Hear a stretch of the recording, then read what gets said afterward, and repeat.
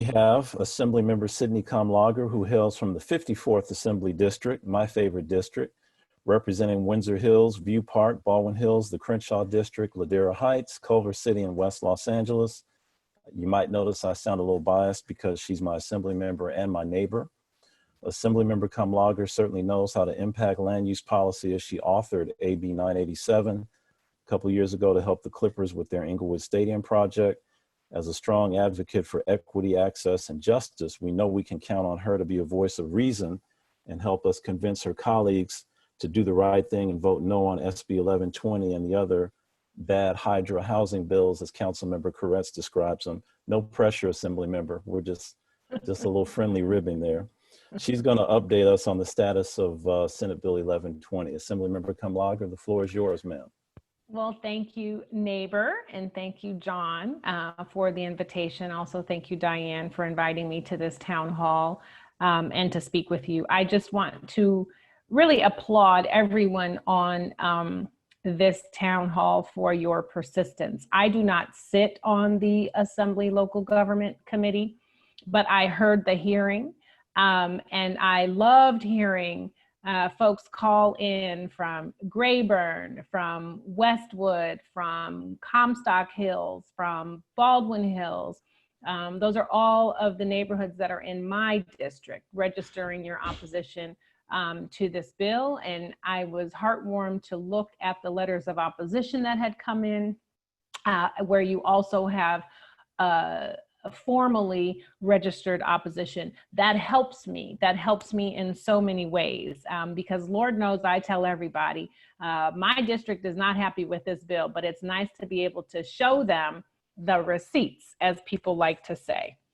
So as you all know, we are dealing with a number of complicated and thorny issues. We have a housing shortage across the state. We have a homelessness pandemic that has been out of control for some time. And we have an affordability problem that we just can't seem to address properly. All of those things have combined to sort of put us in the place that we're in. Earlier this year, during the State of the State, Governor Newsom talked with the legislature, and the only thing he talked about was housing. So he registered to us that that was his #1 commitment. Folks started working. I chair LA County delegation. We actually had a housing summit with about 34 legislators representing some portion of Los Angeles County, and a number of folks, stakeholders at the table, to talk about how we as Los Angeles can address this challenge. And this happened partially as the result of LA essentially killing SB 50. It died on the Senate floor because our LA senators did not go up on that bill. We were putting together possible solutions, and then COVID hit.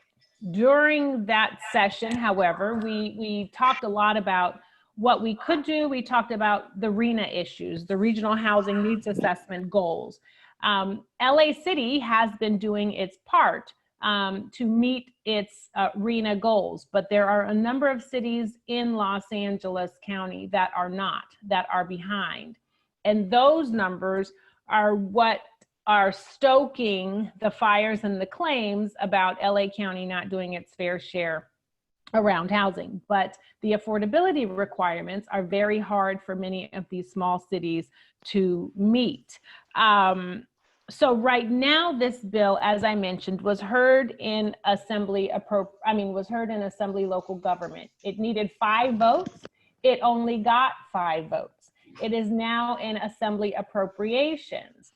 This bill, as was mentioned by John, who gave a very compelling presentation, thank you so much, is authored by the pro tem of the Senate. I say that because it carries a lot of weight when you have something that's shared with you by the Speaker of the House, by the President of the City Council, by the Chair of the Board of Supervisors. You know, leadership matters. And so that's why this thing, I think, has moved as far as it has. And that's why it's probably proving thorny for many folks. but I looked at who laid off in local government, and one of our LA members laid off, as well as another woman who's from Encinitas who doesn't vote for any building bills. It's most likely going to get out of approps. So it's going to end up on the assembly floor. And that's where the fight is going to be. I am not going to be voting for this bill. If SB 50 had made it to the assembly floor, I would not have voted for that bill. That's I have great. heard from everyone across this district, and I actually love my life and breathing, and so I want to keep breathing, which means I've heard from my constituents, and am not going to be voting for this bill. But I am one of 80. I am one of 80. You have the fortune of having some other folks who are equally opposed to this bill for different reasons. You have environmental groups who are opposed for this bill because of the compromises that it would ensure for the environment. And you have AIDS Healthcare Foundation, which is very well funded, who was also opposed to this bill for different reasons. They're opposed to the bill because Costa-Hawkins does not extend to single family homes. And so their concern is that it doesn't go far enough. But however, you need to get your allies where you can find them. So I would continue to talk with other homeowner associations across all of LA County, not just the ones that are adjacent to you all, to help everyone understand the dynamic that this is going to have on our region, and to rally that, and to look at maybe some of the other groups who registered. I think there were some in like the Central Valley, and connect with those organizations and homeowner associations so they can talk with their folks. People may disagree with the bill for different reasons. I don't think that matters in your case, right? We need to make sure that we don't get to 41 votes. Now, why are all of these bills coming to us? I will tell you, because the chair of Senate Housing is Scott Wiener, who's from Northern California. The chair of Assembly Housing is David Chu from Northern California. Both of those folks, both of those individuals hail from San Francisco. And so as a result, try as we may as Southern California, they manage what comes to and through their committees. And so it will always have a Northern California lens. I don't discredit them for that. It should. If I chaired a committee, everything would have a Los Angeles lens. But it does mean you have to take into consideration the impact that these prospective laws would have on regions across the state. And they have an obligation to listen to that. Now, they will tell you, as will Senator Pro Tem Tony Atkins, that it's a complicated process, that they've taken in amendments, that they're listening, that this is tricky, but that at the end of the day, our shortage with housing is important. And I would say yes to all of that, and this is not necessarily the solution. So I will also charge that it will be up to the homeowner groups and our ethnic communities and allies to help be part of solutions, because in the vacuum of a response, people come up with their own. And oftentimes that's not the response that other people like. So I am applauding this coalition for being as strong and persistent as you have been. I am letting you know there will probably be a fight on the floor. I am letting you know you don't have to worry about me. I have my talking points when it comes to the floor about why this is bad, but the next step will be looking at solutions. I know that John said, or Diane said, that there will be time for discussion and organizing at the end, so I am going to stop talking, but I'm going to leave you with this.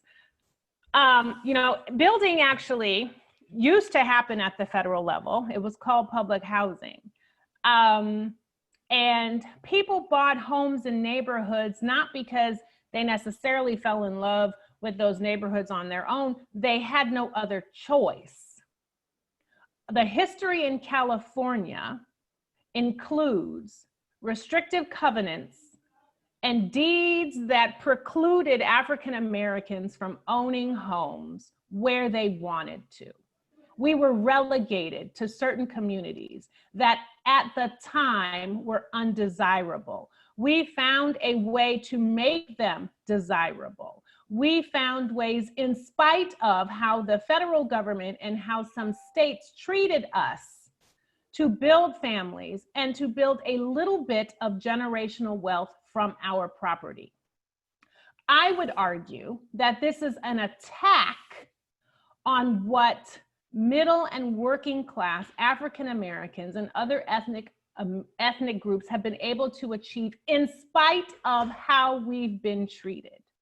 And so how dare you now snatch away, using law, which has been systematically used against us for generations, to deprive us of the small amount of wealth, of stability that we have been able to achieve by using these kinds of laws to once again kind of denigrate or dismantle communities. Many folks who are fighting these laws and some of the other laws are not living high on the hog. And I think that's the assumption that's out there. If you're in a single family home, you're living high on the hog. You've got umpteen cars and umpteen swimming pools, and you're keeping this kind of access from other people. And it's important to argue that and say that's not true. In many instances, there are multifamily, there are a number of family members living in a single family home. In many instances, that single family home is almost being used like apartments. You know, we are taking in folks that have recently been unemployed. We are taking in our family members who might have lost their housing. We are taking in family members who have just sort of been released from our criminal system, our criminal justice system. We are doing the most with the little bit of land that we have. And so take a pause on the bias that you have for how communities of color use single family homes and manage communities with single family homes. And I think that that is a story that homeowners associations and groups like yours need to continue to talk about. It is not that we don't want more housing. It is not that we love seeing our homeless brothers and sisters on the streets. It's that we have to find a way to accommodate these challenges without denigrating the small amount of progress that many of us have been able to make over generations, where we have also sort of had to push against the obstacles of government to do so. So I want to thank you all, like I said, for your persistence. And I was sharing with you sort of where the bill is and how these bills are getting through so that you see the dynamics that I am working with. It is very hard to kill a bill that's able to get out of a committee where the chair of the committee is also the author of the bill. So it doesn't mean you can't do it. It means you just have to use a number of other kinds of strategies to do so. But you are the armor and the defense that I have, and I just want everyone to know that I know that. So thank you, John. Thank you, Diane. Well, thank you, Assembly Member. I didn't know you were a preacher in your part-time. That's pretty impressive. Some nice advocacy there. We appreciate you coming and taking such a strong stand on behalf of our communities. Very much so.